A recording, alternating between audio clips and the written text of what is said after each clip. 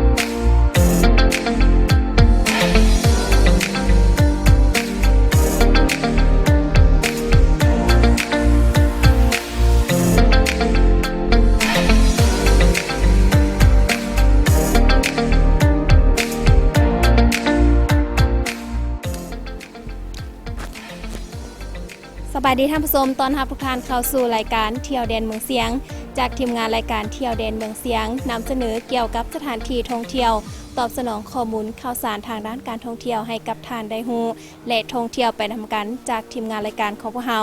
ออกอากาศทางสถานีโทรภาพท้องถิ่นแขวงเสียงขวางตอนแรงวันเสาร์และตอนเช้าของวันอาทิตย์นอกจากนี้ท่านก็สามารถติดตามรับชมรายการของพวกเรา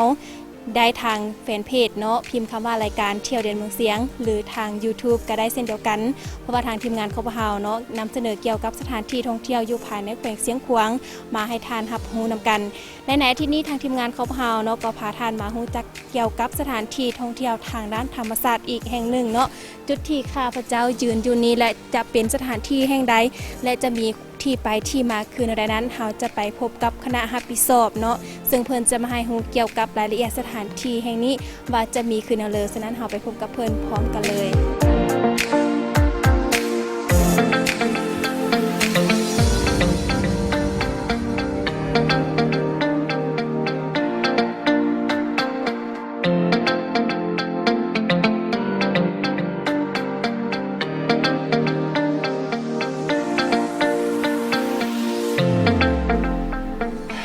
ท่านผู้ชมเนาะตอนนี้ข้าพเจ้าก็อยู่กับคณะรับผิดชอบของสถานที่ท่องเที่ยวทางด้านธรรมศาสตร์แห่งนี้แล้วตอนนี้เราไปพบกับเพิ่นพร้อมกันเลยเจ้าสบายดีสบายดีเจ้าสบายดีเนาะก่อนอื่นอยากเฮียนถามอ้ายว่าสถานที่ที่เฮายืนอยู่นี่เนาะอันนี้นี่แม่นสถานที่หยังข้าพเจ้าอยู่อยู่ในบ้านน้ำค่านี่เนาะแล้วข้าพเจ้าชื่อฝือซุงประจำอยู่ในปัจจุบันประจำอยู่ในบ้านของบ้านน้ำค่านี้คุ้มเทิงนี้และแถวนี้เป็นแถวแหล่งธรรมชาติที่ว่าพวกเราตั้งแต่ย้ายตั้งแต่เมืองหนองแฮดมาอยู่พี่มาได้มาค้นพบเห็นภาพหรือว่าน้ำรอดตัวนี้เนาะน้ำรอดหูตัวนี้หมายว่าพวกเราก็ได้เกี่ยมพร้อมหรือว่าจะเปิดเป็นแหล่งนี้เนาะและแหล่งตัวนี้ก็เป็นแหล่งท่องเที่ยวตามอนาคตของคนคืดของพวกเราเนาะจีเปิดเป็นแหล่งอะไรเนาะเจ้าเอิ้นว่าสถานที่แห่งนี้นี่เป็นสถานที่ทางด้านธรรมศาสตร์เนาะแล้วบ้านเฮาลูกตั้งแต่เมืองหนองแฮดมาตั้งบ้านอยู่นี่ตั้งแต่ปีเลยเอาลูกย้ายมาตั้งแต่ปี1995เจ้ามาเห็นถือว่าสถานที่นี้ก็เป็นอันนี้อยู่แล้วเนาะแม่นเจ้าแล้วเมื่อก่อนนี้เขาเอิ้นชื่อว่าเลยนี่เมื่อก่อนพวกเฮามาตั้งบ้านอยู่นี่ก็เจ้าเอิ้นว่าทามน้ำลอดหูเจ้าเอิ เอิ้นทำน้ำหลอดหู แต่ว่ามาฮอดปัจจุบันนี้พวกเราได้มาสัมภาษณ์หรือว่าได้มาเบิ่งเห็นว่ามี2บ่อเนาะ เจ้า มีการแบบว่าส่องฟ้าพวกเราจึงได้ซื้อเมื่อว่าทางส่องฟ้า เจ้าเจ้า อันถามตัวนึงแม่นตัวนี้นี่แหละอันนั้นบ่อนส่องฟ้าบ่อนนึงแม่นอยู่ในหั่นมี2บ่อน เจ้าเจ้าถือว่าเขาเอิ้นทำซองฟ้าเนาะมอดปัจจุบันเพราะว่าคือภาพที่อยู่ทางเบื้องหลังเขาจะเป็นหูเนาะ แม่น จะเอิ้นว่าทำซองฟ้าเนาะแล้วสถานที่แห่งนี้นี่ได้เปิดเป็นแหล่งท่องเที่ยวแล้วบ่ ก็ได้เปิดแล้วก็ได้เปิดแต่ว่าทางขั้นถึงเพิ่นว่าให้เปิดเป็นแบบว่าพื้นฐานเท่านั้น เจ้า เออ โอ้แล้วเปิดมาได้โดนปานเลยแล้ว เปิดตั้งแต่เดือน3มาแล้ว เจ้ามาฮอดปัจจุบันก็ถือว่าได้3เดือนกว่าเนาะ เจ้าหลังจากที่ว่าเขาเปิดแล้ว เห็นว่านักท่องเที่ยวนี่เข้ามาท่องเที่ยวบ่ หลังจากที่พวกเราเปิดมาตั้งแต่เดือน3มันมาพระเจ้าก็ได้มาเบิ่งเป็นกองโบราณที่ว่าเบิ่งส่วนน้อย เจ้า ก็ได้เงินมุงประมาณ 3-4 ล้านนั่น โอ้เกือบเปิดมาได้3เดือนกว่าก็ถือว่าได้เงินเข้ามาก็ถือว่าผลตอบรับนี้ถือว่าดีหลายเนาะ จ้า เจ้าแล้วแขกที่มาเที่ยวชมนี่จะเป็นแขกภาคส่วนหรือเป็นบ้านเฮานี่บ่หรือว่าเป็นตั้งแขวงบ่หรือว่าเป็นภาคส่วนหรือมัน ส่วนหลายก็ทางบ้านส่วนน้อย เจ้า ส่วนหลายเป็นคนต่างประเทศเด้ โอ้ คนต่างประเทศก็น้อยคนเนาะ จ้ะ ก็เพราะว่าเขาเจ้าบ่ทันเห็นและบ่ทันได้ฮู้ว่าแรงนี้เขาเจ้าบ่ทันฮู้เนาะ เจ้า และเขาเจ้าจึงมาน้อยคนแต่ว่าส่วนหลายเป็นคนลาวเขานี่แหละ เจ้า อยู่แถวเมืองคำพลสวัสดิ์เนาะหรือว่าแถวสามแยกลงเป็ดเนี่ยพวกเฮานี่แหละเขตเฮานี่แหละ เจ้าแล้วเฮาได้ไล่เก็บปีขึ้นเอาเลยนี่ไล่ราคาเก็บปี ส่วนหลายพวกเฮาบ่เก็บ เพราะว่าเรื่องเก็บเนี่ยเก็บเฉพาะแต่ค่ารถ เจ้า พวกเฮาขายเครื่องแดเนาะ เจ้า พวกเราเก็บแต่เฉพาะค่ารถปีหนึงพวกเราเก็บรถเยอะ 10,000 เนาะ เจ้า รถน้อยพวกเราเก็บ 5,000 เจ้าเอิ้นว่าเฮายังบ่ทันเก็บเทื่อเนาะค่า จ้ะ คนเข้ามาชมถือว่า ยัง เข้ามาสัมภาษณ์หรือว่ามาท่องเที่ยวฟรีได้เนาะอัน จ้ะ เนาะ จ้ะ เจ้าแล้วสถานที่แห่งนี้นี่ขึ้นกับบ้านเฮาคุ้มครองเลยบ่ จะสถานที่นี้ก็ขึ้นกับบ้านเฮาบ้านน้ำค้าเฮานี่แหละ เจ้าบ้าน ใช่ ข้าเอาเนาะ น้ำค้าเฮานี้ เป็ เป็น น ผู้ ผู้ คุ้ คุ้ ม ม ค ค ร ร อ อง ง เจ้าแล้วบัดนี้นี่ถ้าเฮาจะลุกจากทางท่าโจกเนาะลงมาฮอดบ้านเฮาจักกิโลเมตร แหล่งท่องเที่ยวพวกเฮานี้ตั้งแต่มาลุกมาทางเยอะทางทะโจกมาเนาะมุ่ง8 กิโลเมตร เจ้ามาฮอดบ้าน ลามาฮอดบ้านลาฮอดกองบ้านเนาะ เจ้า ลาย่างมามุ่ง400 เมตร ก็พอดีฮอดอันนั้นแหละ เจ้าเนาะแล้วสถานที่แห่งนี้นี่อยู่ทางเบื้องในนี้จะมีความยาวบ่หรือว่าเป็นความกว้างเป็นความลึกคือนั่นเลยคืออ้ายเล่าให้ฟังเด้ สถานที่อยู่ในนี้หมายว่ามันก็ฮักกว้างคือแถวพวกเราเห็นนี่แหละเนาะ เจ้า ความยาวมันมีมุ้ง1 กิโลเมตร เจ้า ทางนอกในเมื่อเฮาย่างทางนอกมันมุ้ง400หรือ500 เมตร เจ้าและในนามอ้ายเป็นคณะรับผิดชอบสถานที่แห่งนี้เนาะอ้ายอยากเชิญชวนแขกทางภายในและต่างประเทศมาท่องเที่ยวสถานที่แห่งนี้คือนั่นเลยเด้ และแนะนำข้าพเจ้าเป็นผู้คุ้มครองอยู่ในแหล่งท่องเที่ยวนี่เนาะ เจ้า อยากว่าให้ทาง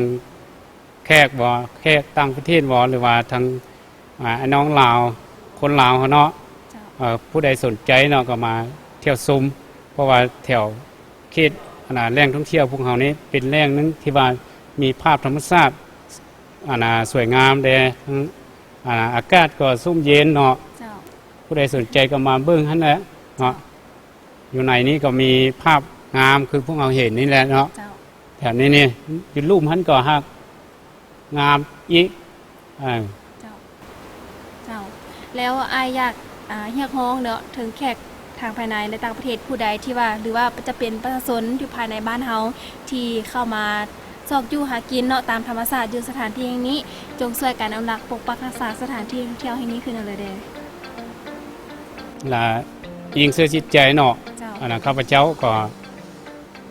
อยากให้ทั้งแค่คนเนาะที่มาเที่ยวชมเนาะหรือว่ามาเที่ยวอยู่แถวนี้ให้ปกปักรักษาพร้อมเดียวเนาะเพราะว่าเป็นเพื่อปกปักรักษาเป็นภาพเพื่อสวยงามของบ้านเฮาหั่นแหละเนาะหรือว่าเป็นของประเทศชาติเฮาเนาะ เจ้าแล้วในแผนในต้นหน้าเดย์เฮาจะมีการพัฒนาคือแนวเลเดย์ให้แขกคนเข้ามาเที่ยวหลายขึ้น แผนพัฒนาอนาคตตอนหน้าพวกเราจะปรับปรุงให้งามกว่านี้อีก เจ้า ปรับปรุงคือส่วนหลายหรือว่าจุดต้นต่อเป็นเส้นทางสั้นๆเนาะ เจ้า จะให้ปูเฮบ่เนาะหลังจากนั้นมามีบ่อนย่างมาพวกเราก็สิเฮ็ดเพื่อสร้างเป็นคันไดก่อเนาะ หรือว่าให้มันประกาศแค่คนสั้นๆเนาะเพื่อให้บ่มีการสิ่งที่บ่ดีสั้นๆเนาะ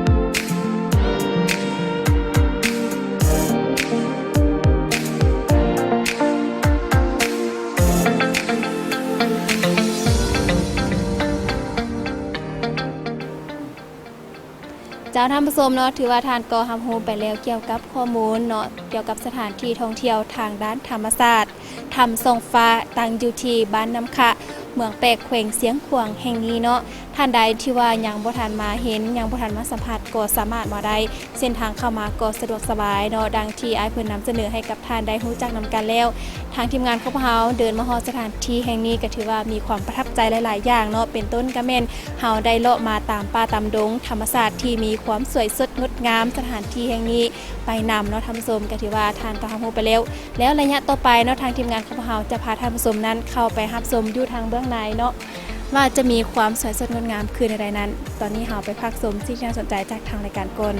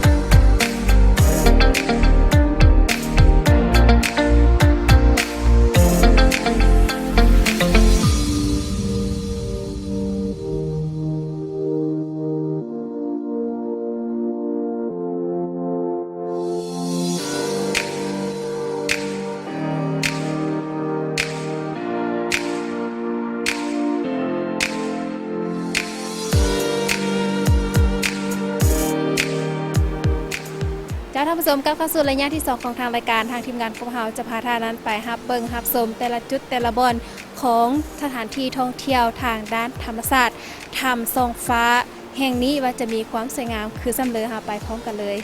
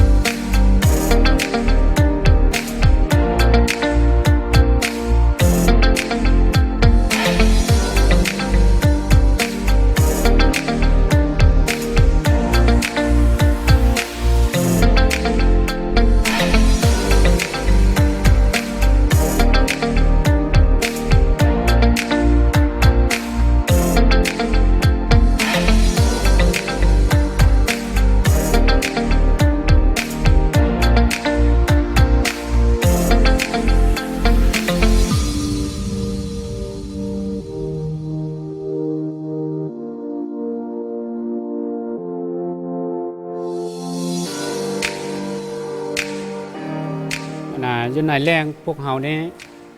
หมายว่ามันก็แตกต่างกับถ้ำตัวอื่นเนาะเพราะว่าแรงพวกเฮานี่มันก็มีใส่น้ำเนาะใส่ดีน้ำใส่เย็นดีเนาะก็พัดพันหากว่าสหายผู้ใดเนาะท่านผู้ใดหากว่ามาลิ้นก็ลิ้นได้เนาะมาลิ้นมาซุ่มก็ได้เนาะใส่น้ำตัวนี้ก็ได้มาจากเมืองคูนมาเนาะมารถมาใส่ถ้ำพวกเฮานี้ถ้ำพวกเฮานี้หมายว่าใส่น้ำแล้วพวกเฮาก็ได้ปล่อยปลาเนาะเป็นพันกว่าตัวเนาะอนาคตพวกเฮาจะปล่อยตึมเนาะให้หลายกว่านี้เพื่อเป็นปล่อยลงนี่เลยลาพวกเฮาจีให้ทางแค่คนเนาะมาเที่ยวชมหากว่าผู้ใดสนใจก็มาเที่ยวชมได้เนาะ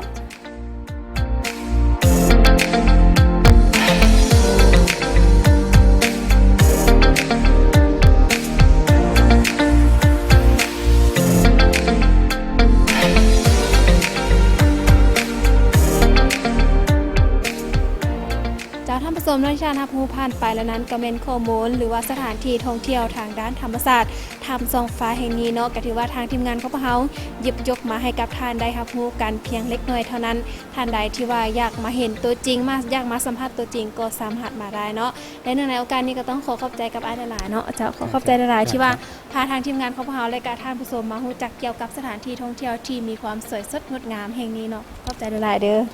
จ้า ขอบใจหลายๆ